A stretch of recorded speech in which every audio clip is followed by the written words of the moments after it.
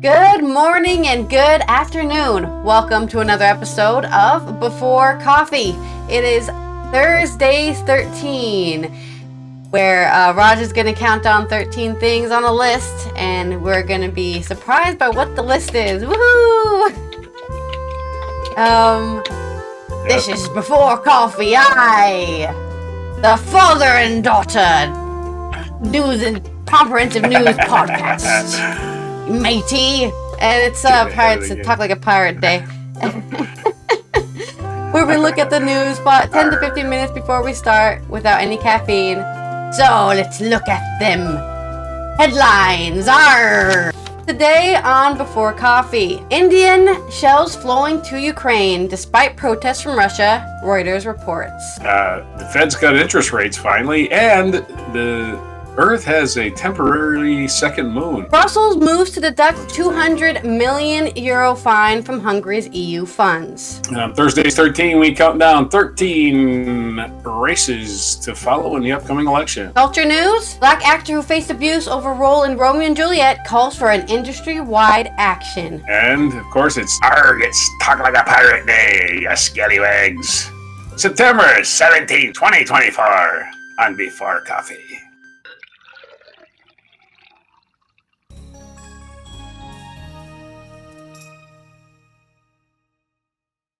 That's right. Get ready, all hands on deck, as we start this news episode here on Thursday. So, what is happening in Ukraine? We haven't talked about that for a couple weeks, so let's look. This is by Elsa Court on the Kyiv Independent. Artillery ammunition manufactured in India is being diverted to Ukraine despite protests from Moscow, Reuters reported on September 19th, which is today, citing customs data and nearly a dozen Indian and European government and defense industry officials. One of Russia's strategic allies, India has maintained its close economic and diplomatic ties with Moscow since February 2022, with bilateral trade reaching a historic high in 2023. India has publicly said it has not sent or sold artillery shells directly to Ukraine, but multiple sources told Reuters that New Delhi has not taken any actions to throttle the supply to European countries for more the munitions are diverted to Ukraine.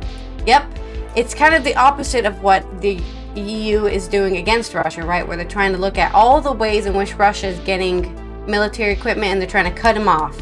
Like, I think we talked about that with Sweden. Sweden is looking for all the loopholes that are being used to get their military equipment into Russia, like selling them for China and then China selling to Russia.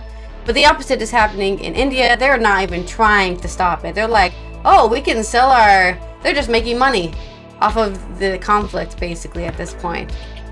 Indian-made shells have been flowing into Ukraine via Europe for over a year, according to Reuters. 3 Indian officials told Reuters that the Kremlin has raised the issue on at least 2 occasions, including during a July meeting between Russian Foreign Minister Sergei Lavrov and his Indian counterpart. Other sources told Reuters that India was producing a small fraction of the total ammunition being used by Ukraine, with one official estimating that it was under 1% of the total arms imported by Kyiv since the start of Russia's full-scale invasion. Reuters cannot determine if the Indian munitions were resold or donated to Kyiv by European partners, but Czechia and Italy are thought to be among the countries delivering Indian-manufactured arms to Ukraine.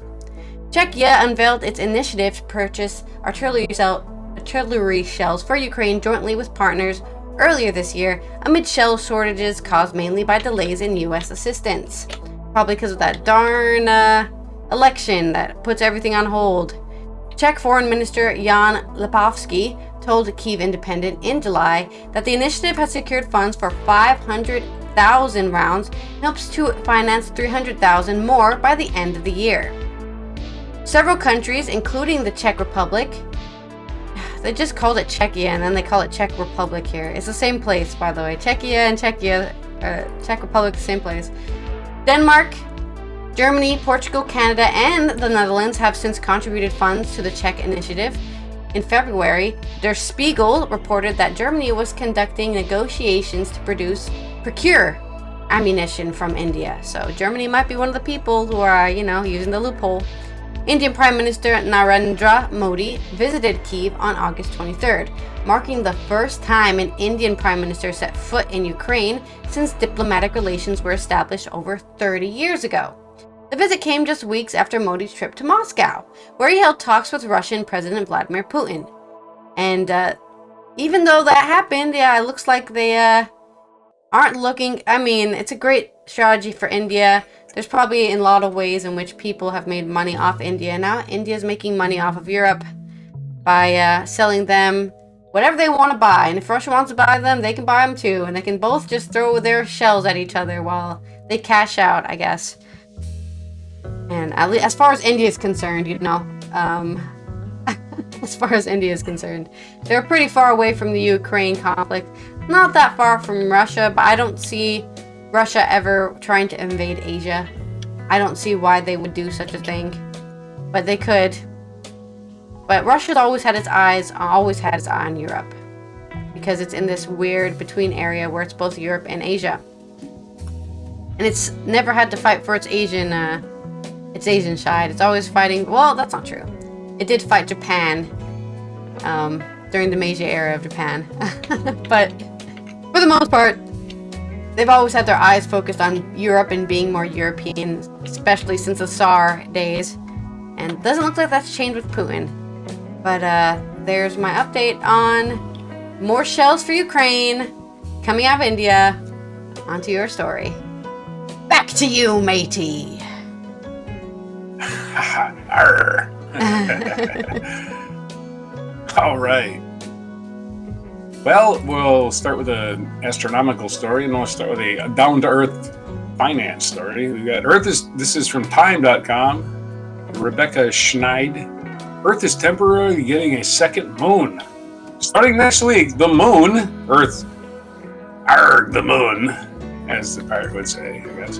Earth's closest celestial body will be joined by a new neighbor, a second moon. From September 29th to November 25th, astronomers calculate that 2024 PT5, which is what scientists think is an asteroid but have dubbed it a mini-moon, will be looping around Earth. It will eventually break free of the planet's gravitational orbit. Sadly, at just about 10 meters, the mini-moon will be extremely hard to see from Earth, but its presence will be there nonetheless for almost 2 months. The asteroid, which was discovered on August 7th by NASA, originated from the Juno asteroid belt, where it will likely return once it leaves Earth's orbit. Earth can regularly capture asteroids from the near-Earth orbit, or an NEO object. Earth can regularly capture asteroids from the near-Earth object population and can pull them into orbit, making them mini-moons. Researchers Carlos de la Fuente Marcos and Raul de la Fuente Marcos wrote in their published research. I imagine they're brothers, right? According to NASA, a near-Earth object is any body, asteroid or otherwise, that is nudged by the gravitational attraction of nearby planets that pushes them to Earth's neighborhood. NASA has their own program that works to track locations and orbits of tens of thousands. This is a weird sentence because it says tens of thousands and then it says 28,000 asteroids. Okay, which one is it? Okay, I'll read the sentence again. NASA has their own program that works to track locations and orbits of tens of thousands, 28,000 asteroids. I think they just needed to edit that sentence. It said the same thing twice. With data packages for every NEO, including their orbital parameters and close approach summaries. Paul Kodes, director of the Center for Near-Earth Object Studies at NASA's Jet Propulsion Laboratory, said, 2024 PT5 is possibly a piece of ejecta. Ooh, that sounds weird. A piece of ejecta from impact on the moon, meaning that the mini-moon may have originated as a piece of the original moon, according to the New York Times. Mini-moons can come in multiple types, according to their research. The first temporary captured orbiters are long episodes in which bodies perform one or more revolutions around the Earth and can remain in the planet's orbit for many months or even years. The second, which includes the upcoming mini-moon, are dubbed temporary captured flybys. We should call them TCFs then, as they do not complete one revolution and remain in Earth's orbit for a very short period of time. So there's your little story on a little mini moon, and on to the Fed cutting interest rates. The U.S. Federal Reserve, this is from the firstpost.com. FP Explainers is what it says. The U.S. Federal Reserve decision to cut interest rates by 50 basis points, bringing the benchmark rate to be between 4.75% and 5%, signals a shift from the aggressive inflation fight to sustaining economic growth. With inflation down to 2.5% and unemployment ticking up, the move aims to balance these forces. The Federal Reserve cut its benchmark rate by 50 basis points. We did this already. The decision has left both markets and analysts assessing the broader implications for the U.S. and global economies, with various currencies, commodities, and sectors responding in different ways. The Fed's decision to slash rates is largely driven by confidence that inflation is continuing its downward trajectory toward the central bank's long-term goal of 2%. After months of aggressive rate hikes, maybe I should read this as a pirate, aimed at taming inflation, which peaked at 9.1% in June 2022. Inflation has now eased to 2.5% as of August 24. The decline has prompted the Fed to shift its focus towards ensuring sustainable economic growth and job stability. Fed Chair Jerome Powell, during his press conference, stated, "You see growth at a solid rate, you see inflation coming down, and you see a labor market that is still very solid levels." I should quote him as a pirate. Let's do it that way. Powell also dismissed concerns of an imminent recession, saying, "I don't see anything in the economy right now that suggests the likelihood of a recession." Nevertheless, the rate cut comes amid a backdrop of cooling unemployment data. Unemployment in the U.S., which has reached historic lows during the height of inflation, has risen to 4% for the first time since January 22. How did global markets react? Well, global markets responded swiftly to the Fed's announcement. Initially, the U.S. dollar weakened as traders digested the impact of an unexpected 50 BPS cut. Again, the 50 points is basically 0.5% interest rate cut is what that means. They call it basis points because they can always cut it. They can cut it by, say, 49 if they wanted to, right? I guess. The dollar index dipped to its lowest point since July 2023 at 100.21 before it recovered slightly in closing at 100.97, up 0.5% on the day. Major currencies reacted accordingly, with the euro dropping 0.1%, so 0.01%, to $1.11.1275, something like that. And the Japanese yen making a flat 142.370 per dollar. Vasily Saberkov, an FX and macro strategist at UBS, told Reuters, "It's a more dovish cut. It certainly wasn't a hawkish cut. A 50 basis point cut is ambiguously dollar negative." Well, even as a pirate, that makes no sense. Commodities also saw notable shifts, particularly gold. Spot gold prices, which had reached a record high of $2,599.92 per ounce following the Fed's announcements, stabilized at $2,562.85 on Thursday morning. This movement reflects market confidence in gold as a safe haven asset amidst monetary easing. But the price went down. It means people were buying less. People were selling, no? Meanwhile, the Indian rupee appreciated to one of the strongest levels in 6 weeks. The rupee was 83.66 against the US dollar as of 10:20 a.m., up 0.1%, compared to its 83.75 in the previous session. Amit Pabari, managing director at CR Forex, commented, "All eyes will be on the Reserve Bank of India's response and whether the rupee can maintain its upward trajectory." That's exactly what an Indian accent sounds like. Anyway, And the U.S. stock markets hit record highs on Monday and Tuesday, anticipating the Fed's rate cut. Historically, lower interest rates tend to support stock prices as companies can borrow more cheaply to invest in growth, and investors often shift away from bonds and savings accounts to seek higher returns in equities.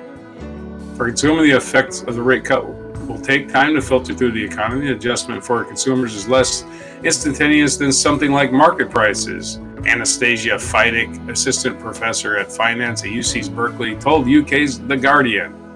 I'm sorry, she didn't say that. She said, the adjustment for consumers in general is less than instantaneous than something like market prices.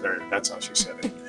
Mortgage rates, which peaked at 7.79% in 2023, have already begun to decline, now hovering below 6.5%. However, mortgage borrowers and homeowners should expect gradual relief. Fedek added, for existing mortgages, unless people are going to refinance, that's not going to have an immediate effect. Anyway, that's your quotes for today. This goes on for quite a while. But we were expecting a rate cut for, about a year now, maybe more, and they finally did it. So, way to go, Jerome Powell. And of course, Trump lost his frickin' mind. They're doing this to affect the election. Hello, you appointed the guy, Trumpy. You appointed Jerome Powell. If you got a problem with him, you appointed him. So, shut the fuck up. Back to you. Maybe you should have called him on the phone and said, oh, please, right. Powell, don't do anything to affect my election Trump... that I'm not going to win. Yeah, I don't. The basis cut for me is probably timely, but it's not going to affect the election as far as stimulating the economy that instantly. It's not going to be like instant. Tomorrow, the economy is going to be stimulated and everybody's going to get 5 jobs and pay 3 times what they used to pay. No, that's not what happening. 5 jobs, goddamn. It's going to be gradual. Gradual as people start buying homes and borrowing money and building homes. It'll stimulate it from the bottom up, not from the top down. Because this is how this shit. This is what proves that it's always from the bottom up, right? It's the borrowers that drive the economy. But back to you. Okay.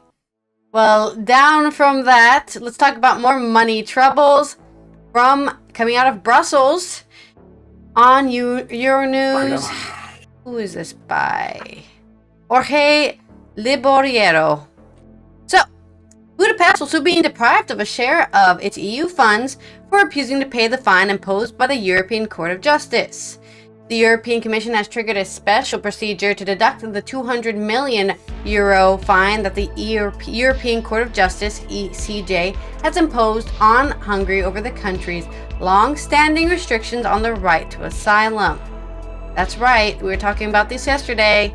If you refuse people asylum, you are going to have to pay €20,000, and these guys have been refusing asylums in general, like that don't even take any paperwork, no bureaucracy. They've closed down the asylum district. The fine has to be paid as a lump sum to the European Commission. Budapest missed the first deadline in late August, prompting the executive to send a second payment request with a deadline of the 17th of September. What's the date today? The 19th. Looks like they failed their second attempt.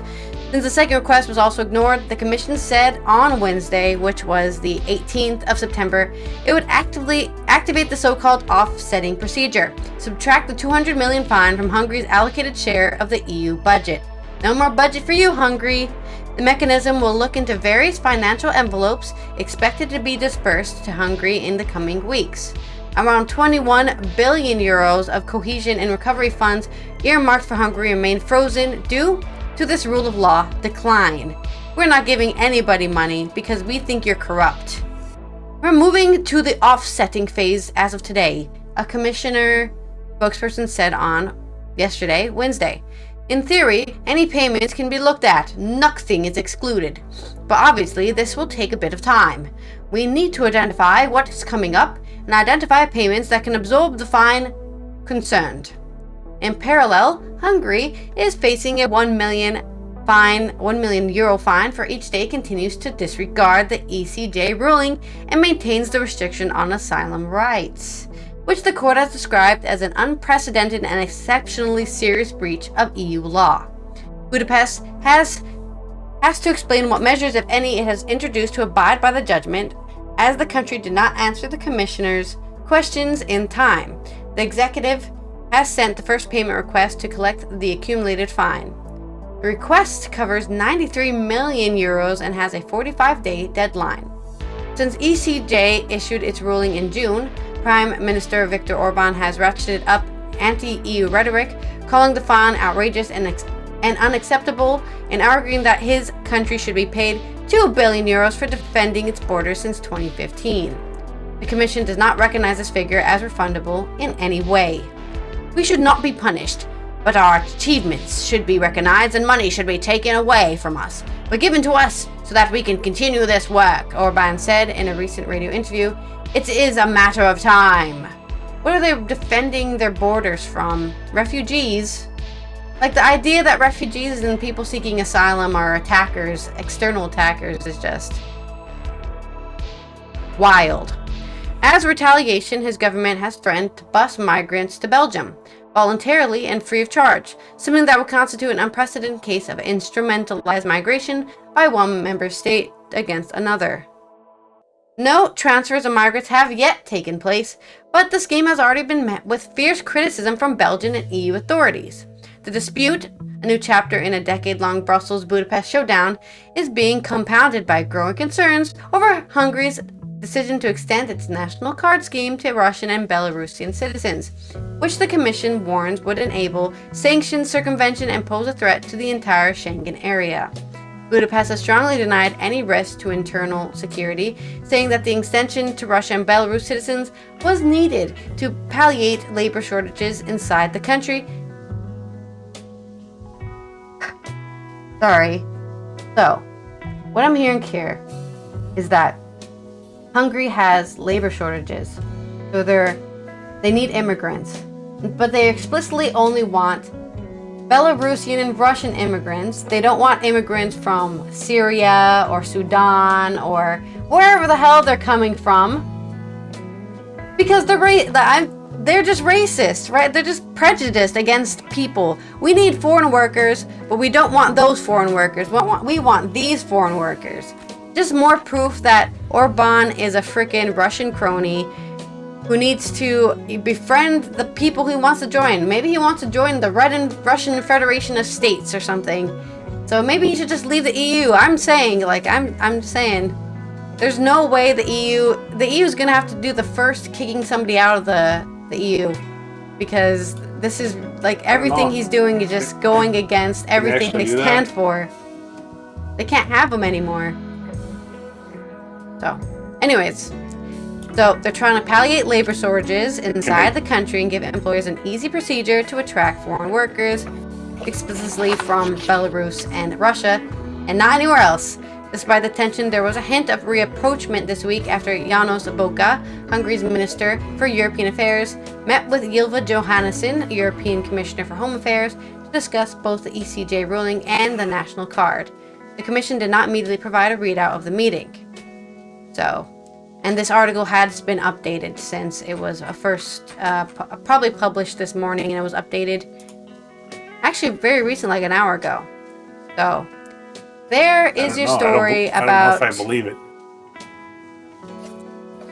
There's your story about Hungary still going against everything that the EU stands for, and the EU just... I don't think they want to kick out Hungary, because that would be a very bad precedent of... we can just kick people out, and then somebody could use that against them later in the future. But at this point, what's the point of having Hungary part of the EU other than showing how weak you are and how you can just be pushed around and people can... I'm just saying, the EU got ignored twice for payment, and they continue to break the law, right, and get fined. The only thing that they can do is fine Hungary. They can't do anything else. And what's fining Hungary doing? Punishing the taxpayers, really. It's not punishing the government. They don't give a shit. Obviously, they don't care. Not even talking like a pirate. Yeah. But, more drama with Hungary. The pirate voices. Back to this Thursday's 13. Becoming aboard broadside. Oh, there you go. Alright, I gotta get myself on camera for this so I can see my See my board work. The election's coming up in the United States, 2024 general election. We elect the president every 4 years. Every 6 years, senators are up, and every 2 years, the House is up. So you have about 30-some Senate races because 1/3 of the Senate is up. And we have 435 House races. So let's get on with what we need to pay attention to. Our number one on the hit parade, the races we're going to pay attention to, is the Texas Senate. The Texas Senate is a Senate seat held by probably everybody's least favorite senator, Ted Cruz. Yep. Ted Cruz, as they call him, Cancun Cruz, because that's where he went during the snowstorm in Texas last winter. While people were dying and freezing to death, Ted Cruz was off in Mexico getting sunny. Anyway, he's running against Colin Allred, who is a former NFL football player, which should play in Texas. Being a football player in Texas is big. Very popular politician, Colin Allred, has already been endorsed by Liz Cheney. Republican Liz Cheney has endorsed the Democrat in this race because, like most Republicans, she hates Ted Cruz. So there's one where the Democrats might pick up a seat. One where they also might pick up a seat is Florida, with another unpopular senator named Rick Scott. Rick Scott's a rich guy with no hair in his head. Looks like a cue ball. Actually looks like a big old goofy doll. Like if you had a mannequin's dummy with no hair and it had no personality. That's Rick Scott. Anyway, he actually paid the biggest fine for Medicare fraud in the history of the United States. But somehow he keeps getting elected to the Senate. But his opponent this year, and Florida might even be more of a toss-up state than a lot of people think. Florida's race features Rick Scott versus Debbie Mercoso-Powell, who has, I know you don't like this term, but she is Hispanic, and that's big in Florida. So if you can turn out your voters in Florida, and that's always the case in Florida because that's a screwy state. The reputation precedes it, but it's still a potential Senate pickup. The next one we'll look at is the Arizona Senate, right now represented by Kyrsten Sinema, who is doesn't belong to any party. She supposedly caucuses with the Democrats because she voted for the Democratic leader, but she doesn't give a crap about voting for anything except her own self-interest. Anyway, she decided to not even run this year because she's so unpopular with the Democrats. Not in this race, we have a very good candidate, Ruben Gallego, ex-Marine, right, and current Congressperson, running against Carrie Lake. If you remember Carrie Lake from the 2022 election, she thinks she's the governor of Arizona. She lost the election, but she declared herself a winner. That's right, she did it to Trump. So that's who she's running against. Some crazy TV personality lady named Carrie Lake, who lost and don't admit that she lost. So she's going to lose again and probably going to not admit it. So yeah, that's the Arizona Senate. It's worth watching for the craziness. Maryland, right here, we have a race between a congresswoman and a former governor of Angela Alsobrooks is a congressperson who is running for the Senate. She is running against Larry Hogan. He used to be the governor of Maryland. It was not a great governor, but he's anti-Trump. Although Trump apparently has endorsed him, which is just, to me, like, I don't think Trump's enthusiastically endorsing him, but he's anti-Trump, but he's not anti-Trump enough. I mean, he's one of those Republicans like, I hate Trump, but I'm never going to do anything about it. No, I'm never going to put my career on the line or anything. Yeah, I'm not God going to forbid run you for take a president stand against him because there's he would be spending political capital doing something for the country. But since Larry Hogan's a coward, he's one of them dogs that just he's the dog like Suki, sits on the porch and barks all day, right? Yeah. Just sits on the porch and barks. Never going to bite you, never going to do shit, just barks all the time. That's Larry Hogan. Fair, Suki wouldn't be able to bite anybody. She has no jaw, but exactly, he has no jaw. Right. Perfect. But people... Right. but they put it in play because Larry Hogan is even popular with a lot of Democrats in Maryland. But that doesn't mean we want him in the Senate fucking with the Supreme Court. Because don't forget, the reason the Senate is important because they get to vote in the Supreme Court. And we found out that Mitch McConnell is a piece of shit. So we don't need anybody like that in power again. The next one we're talking about is the North Carolina governor. The North Carolina governor is interesting, right? So we talked about it last week with the Republican candidate Mark Robinson being a porn addict and not paying for his porn and being basically a big old, what do you want to call him? A black Nazi, I guess you'd call him. Let's call him a black Nazi. He's a black guy and he's a Nazi. We need to start shooting more people. That's basically his campaign. We need the He's going to get totally demolished.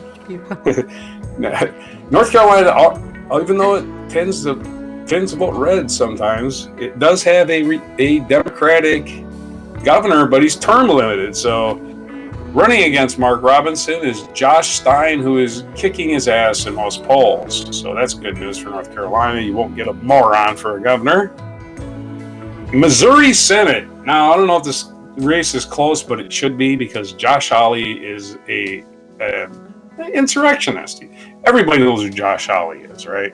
He's the guy that gave the thumbs up at the insurrection, and as soon as the insurrection started, there's video of him hauling ass to get the hell out of there. Because he's a big old coward who talks a lot of shit. But when the crowd came for him, he ran. Why are you running? Why are you running, Josh Ally? Where you going? Where you going, man? Those are your people. Why are you running away? Anyway, Josh Ally is running against another good candidate. And I'll get his name here in a minute.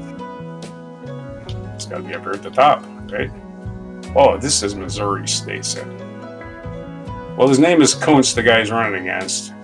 But apparently I clicked on the wrong thing. United States Senate election, Missouri. There we go. Had the wrong page open. Can't remember everybody's name. It's part of being an old pirate. You start losing your mind. Anyway, he's running against Lucas Kuntz, who probably should be polling better because he's an actual intelligent human being instead of opportunistic fascist like Josh Ally. But Lucas Kuntz is running against him, a former military member. I don't have his biography in front of me, but I know that about him. I believe he was a Marine. Let's go with that. He was a Marine. West Virginia Senate is a freaking West Virginia Senate has gone to the Republicans because West Virginia. But they did have a Democratic senator named Joe Manchin, one of the worst senators, but at least he was a Democrat, I guess. He voted for, he didn't vote for Mitch McConnell to be leader. But the guy they're running is the current governor of West Virginia. And he's just 75, 80 years old. He's older than Trump. So to me, West Virginia should be voting for let me get that one. Let me get that one. I didn't have that one up on the screen. West Virginia should be voting for the younger guy. Let's do this.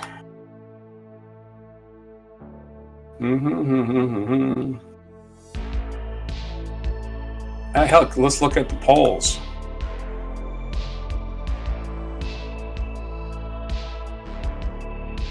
Jim Justice is the guy's name, but he's running way ahead of his opponent is Elliott. And it's not really a close race. But to me, that's where the Democrats might lose the Senate and they might have to go listen to bullshit and never get anything done. Then we go to the House races. So that West Virginia race is going to be a loss for the Democrats. They're going to lose a seat. That means they got to pick up Texas, Florida, or Missouri, or one of these other states that we're not even talking about. Then we go to the House races. Florida House 1, which the polling isn't really that close, but the current representative for Florida District 1 is Matt Gaetz. Yeah, that's right. The infamous Matt Gaetz, who at any moment could possibly be indicted for being a child, dating children, let's call it. Yeah. So Matt Gaetz, who's been named, there's one guy going to jail who's named him, and a lot of that stuff is about to be released. a lot of the transcripts of what his interview said. So Matt Gaetz might be in trouble, and you might see that House district. Don't forget, the Republicans have a bare majority in the House, about 4 votes right now. And they're currently trying to shut down the government again. This is what they do. They get in charge of the government to shut it down. And people keep voting for that. I'm just confused why that is still a thing. So Florida House won. Matt Gaetz might be, I don't know, even more trouble by election day. We'll see. Montana Senate, another one where it's a red state nominally where there's a Democrat in the Senate. John Tester this time is being challenged by a guy who's just recently decided to insult all the Indians in the state. So I think John Tester, even though he's in a red state, there is also an abortion amendment on the ballot, and that is our next thing is number 10. Abortion is on the ballot. That's right.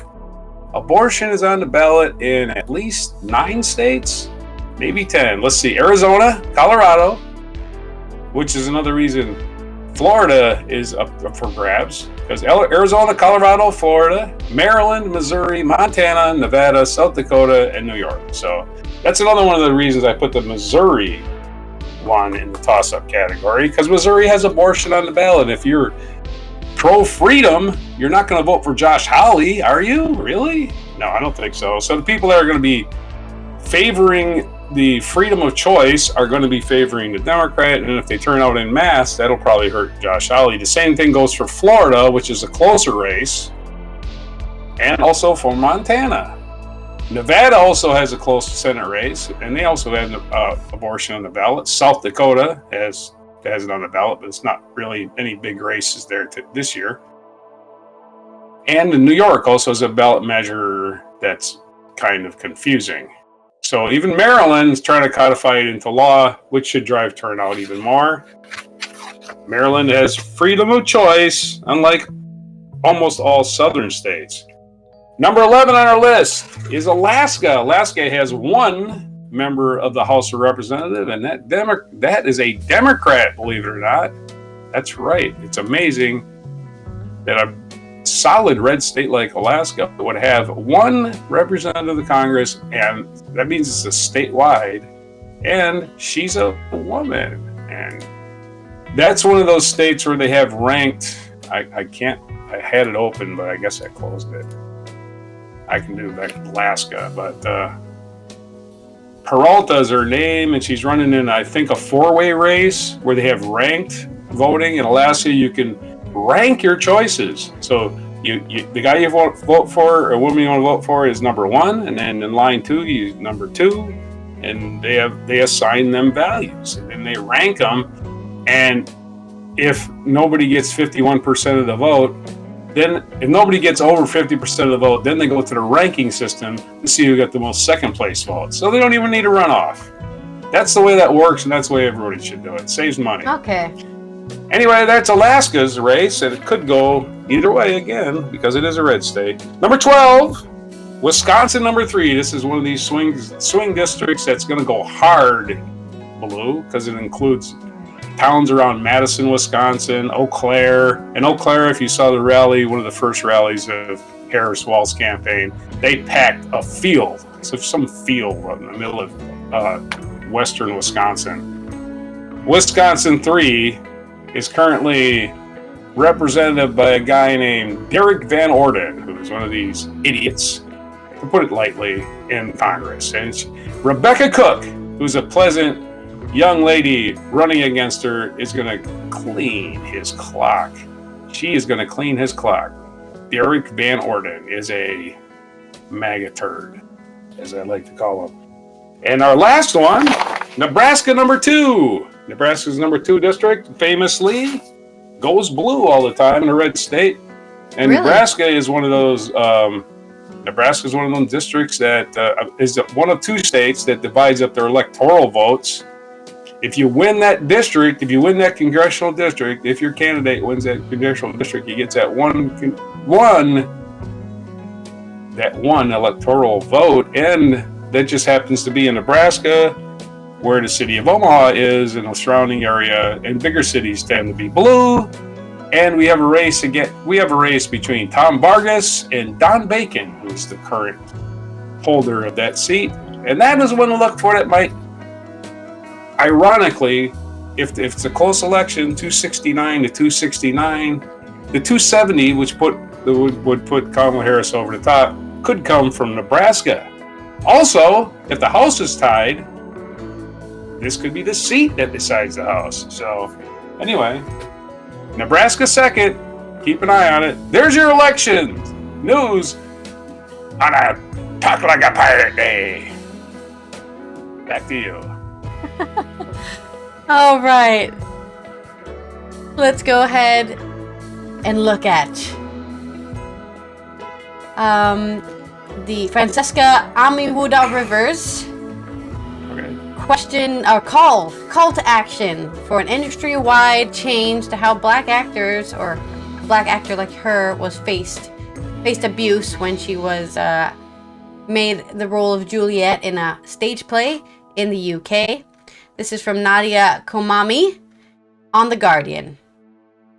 Francesca, who received a barrage of online racial abuse after being cast in the production of Romeo and Juliet this year, has called for industry-wide action to protect black and brown actors. The abuse aimed at Amiwuda Rivers began after the Jamie Lloyd Company theater group announced the cast of its production in April, with Francesca to play Juliet and the Spider-Man star Tom Holland playing Romeo. No, not just a black Juliet, but also a biracial couple? What are we, living in the 1700s?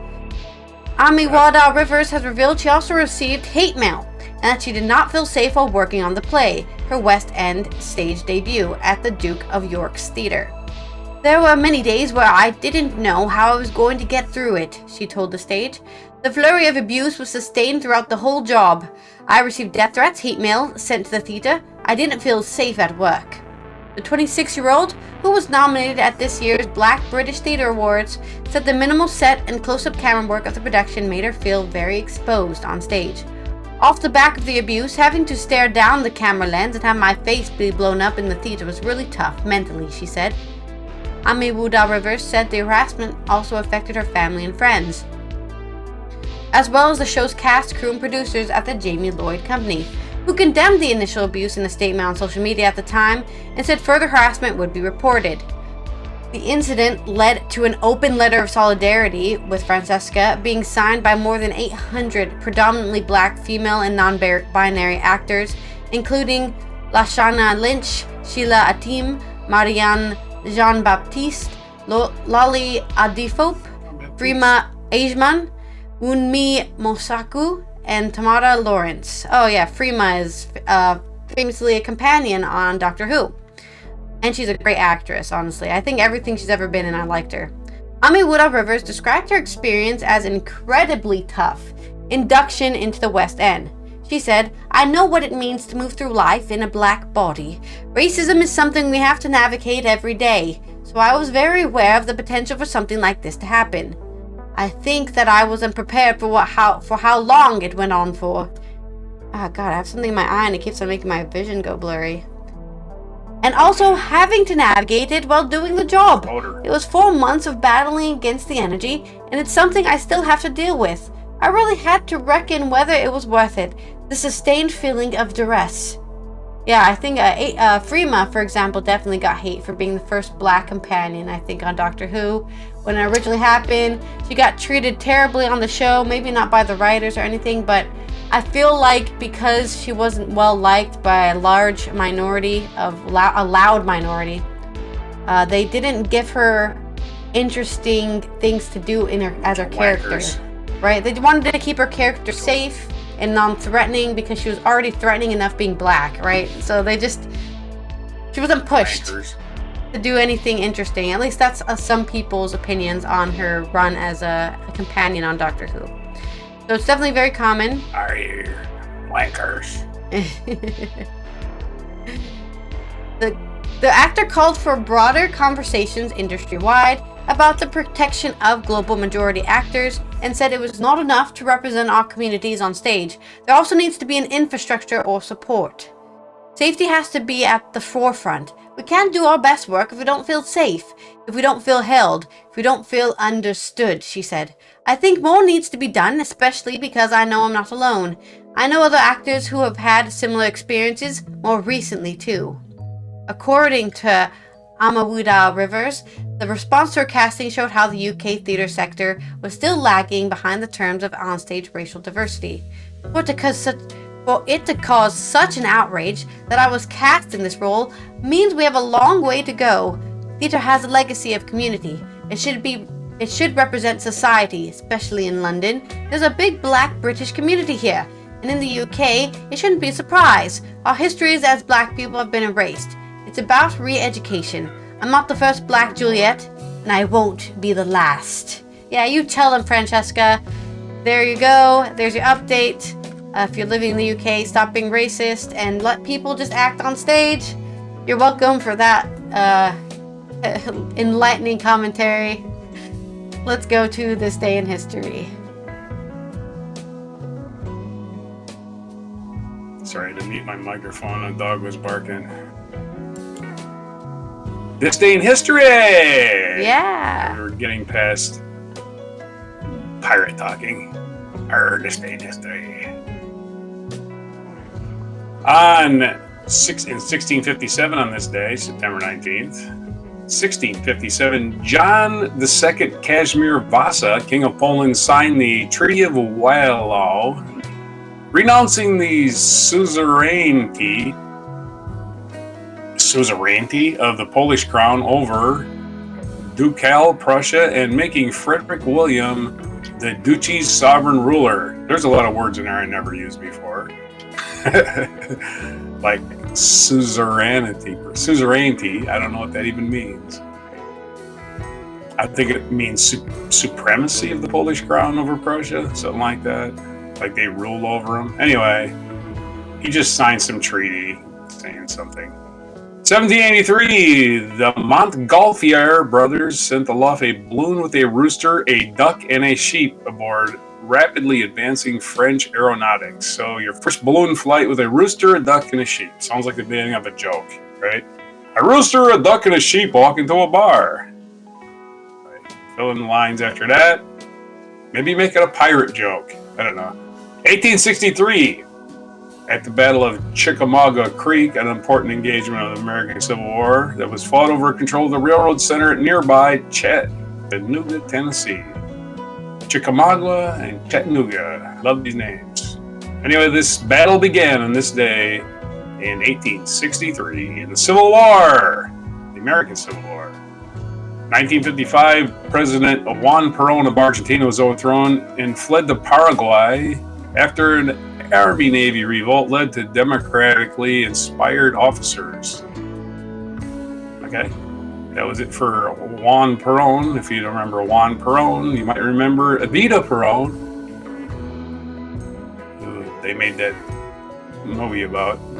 Don't Cry for Me, Argentina. 1970, the first episode of the sitcom Mary Tyler Moore Show aired on American television. A groundbreaking series starred Mary Tyler Moore as a single, independent working woman at a time when female characters were defined as wife, girlfriend, or widow of a male counterpart. Yep, Mary Tyler Moore, that working woman who chose to be a working woman, not because her husband died and she got stuck with a kid like a lot of these previous series that happened. 1973 on this day, Graham Parsons passed away. That's right, Graham Parsons. Let's get to this story. Graham Parsons, country rock singer, 26-year-old Graham Parsons, formerly of the Byrds and the Flying Burrito Brothers, died under mysterious conditions at Joshua Tree, California. His death was attributed to heart failure, but later was officially announced as a drug overdose, so 51 years ago. His coffin was stolen by two of his associates, manager Phil Kaufman and Michael Martin, a former roadie for the Byrds, and was taken to Cap Rock in the California desert, which is also out in Joshua Tree National Monument, where it was set alight, according to Parsons' wishes. The two were later arrested by police. So that 51 years ago today, Graham Parsons partied all night and never woke up at Hotel California, as the legend has it that the song Hotel California was written about Graham Parsons checking into a hotel and not checking out. 1991, the Oztal Alps on the Italian-Australian border, German tourists discovered a mummified human body, later known as the Iceman, that was subsequently determined to date from 3300 BC. So, Iceman went up for a walk one day, slipped on the glacier and fell and cracked his head and died and got encased in ice and was preserved really well in the Alps. Anyway, there's your life story of Iceman, and he was not a pirate. Although his picture makes him look like one. He might have been a pirate. Who knows? Look at the pirates in 3300 BC. 1994, the medical drama ER debuted on NBC and became the highest-rated programs on television. It launched the careers of several actors, including most notably George Clooney and Juliana Margulies. That's how you say it. 1995, the Unabomber Manifesto, a 35,000-word anti-technology document written by Ted Kaczynski, who had launched bombing campaign that killed 3 and wounded 23, was published in the New York Times and the Washington Post. The manifesto helped lead to his capture. How that happened is that his brother read it and go, I know that guy. That's my brother. My brother's the Unabomber. Oh shit, let's turn him in. Yep, turned in by his own brother. 2011, Panamanian baseball pitcher Mariano Rivera registered his record-setting 602nd career save, which is just a made-up stat that they keep changing the meaning of, so who gives a shit? A save. Okay, a save used to mean something. Now it's just like, you come in a game with a 5-run lead and you get 3 outs and you get a save. That's not, or you get 1 out, you get a save. You can throw 1 pitch and get a save. It's a dumb stat. So, whatever. He got the most of those and retired. Had an unprecedented 652 saves and was considered one of the sport's greatest relief pitchers. I think a Yankee fan must have wrote this one. It's like, okay, this is a meaningless blurb. This saves a record. Come on, man. Only Yankees fans care about that shit. 2015, English author Jackie Collins, whose glamorous public persona echoed the lavish lifestyles, characters, and provocative romance thrillers, died at the age of 77. Also, the sister of Joan Collins, actress Joan Collins' sister. Not a lot of people know that. Jackie Collins, Joan Collins, sisters. Who would have known it? They had the same last name and their name starts with J. What a coincidence. Not that they actually are sisters. Our featured event, September 19th, 1796, George Washington's farewell address published. That's right, George Washington willingly gave up power. Could have been a king, but he decided, who wants this crap? In his farewell address, painted on a Philadelphia newspaper, printed in a Philadelphia newspaper, or painted.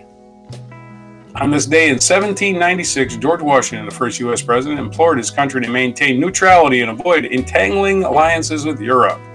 Good luck with that, George. Our feature biography, William Golding, British novelist, born September 19th, 1911, not 9/11. That's a long time ago. He was born on September 19th, 1911 in Newquay, England, died June 19th. He also died on the 19th, but in June. In 1993 at Paranarwarthal, England, at the age of 81. Other birthdays today, Henry III, King of France and Poland, born in 1551. William Golding, British novelist who we just talked about. I don't know if they're listing him again. Twiggy, British fashion model, born in 1949. Happy birthday to Twiggy. Sunita Williams, American astronaut who is currently stuck in the space station. Was born in 1965, so she's 59 today and sitting up there in space going, when am I getting a ride home? Jimmy Fallon's birthday today. He was born in 1974, American comedian, television host. And what day is it today? It is a National Pawpaw Day, or as they call them, Hillbilly Mangoes. They're the tiny little fruit that tastes like either mangoes or bananas, depending on how your taste buds taste things. actually National Butterscotch Pudding Day, and of course we already covered it's National Talk Like a Pirate Day. So it's National Pawpaw. Pawpaw. Has a pirate ever eaten a pawpaw? I wonder if that's ever happened. But there's your stories. Probably. Those are your historic events. Those are your days for September 19th. It was a Thursday, September 19th, 2024. On before butterscotch pudding. Back to you. All right. My pirate accent gets worse. This be Ally coming out of the Netherlands. Ah, the ancient sea creatures be calling me name. I guess I have a hook hand. We will be seeing you tomorrow for the Friday news dump. We're gonna cover all the news stories we can before the weekend. So make sure you subscribe and turn on those notifications so you know when we go live and post a video. And please like this video if you enjoyed our pirate voices, and submit your own pirate phrases in the comments below. Without further ado, let's look at our mic drop moment. Where are you starting this? What time stamp? 4:20. Blood alcohol decided exactly where we 4:20, I already told you. We can no longer drive without hurting ourselves. That was a while ago, man. So we stopped at a place called Cap Rock, which has no significance other than that's as far as our alcoholic bodies would take us. Do people try to claim their significance? Yeah, they say Cap Rock. You know Cap Rock from Cap shit. That's as far as we could go in the condition we're in. How did two drunk men get a casket out of a hearse? The hearse has rollers. We rolled it all the way back so the casket was like that, and Michael drove forward and boom, it hit the dirt, with all apologies to Graham at the time. I went to the casket, and I started opening. Michael's going, what are you doing? I said, oh, you better say goodbye to Graham. So there's some unwritten law that casket hinges are never to be oiled. So he opened the head, it goes, oh wow, heavy, huh? and there he was. Surprise, hello, Graham. And then I poured the 4 gallons again, 5 gallons of gasoline on it, why? The casket, said goodbyes to Graham, and took a match, lit it, and threw it in. And then burned the eyebrows off, I think. Explosion, of course. The oxygen, the flame grabbed the oxygen. And, yeah. You know that scene in The Lost Ark where the Nazis' faces melt? Yeah. Yeah, that was real. Yeah, Michael and I would face melted. Oh God. Over the hill and through the woods, not stopping at Grandma's house. Did you just leave the body there? But yeah, I mean, it was burning. The casket was burning, and the next day, according to the papers, there was only brass and bones. It was the only thing they found. It was like the worst kept secret in LA. Everybody knew who did it. And so did they. So did the cops. So we ended up going to court, and they charged me with stealing a casket. They said the body had no intrinsic value. Really? Yeah. The wow. judge said, whatever the fine was, and probation for 1 year. And I asked her, I said, I can't steal a body for a year. And the judge said to my lawyer, get his ass out of here like what? Now. Wow. Have you ever regretted it at all, or ever had mixed feelings about it? No, not really. No, not really. I used to say that wasn't for drinking drugs and a dead guy, I wouldn't have had a career. Thank wow, you, amazing. You want a link? Good story. Sounds good. Of course it's fucking nice. I know. Anyway, you might want to link Otis Gibbs.